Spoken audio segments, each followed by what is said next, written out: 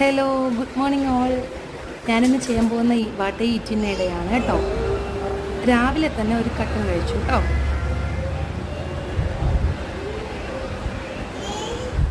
പിന്നെ ഒരു 9 മണിയൊക്കെ ആയപ്പോൾ പുട്ടും പഴവും കഴിച്ചു കേട്ടോ.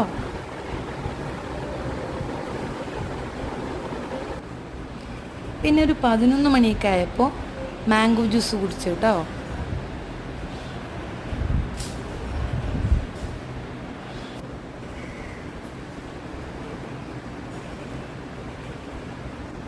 കുറച്ച് കഴിഞ്ഞപ്പോൾ എന്തെങ്കിലുമൊക്കെ ഒന്ന് കഴിക്കണമെന്ന് തോന്നി.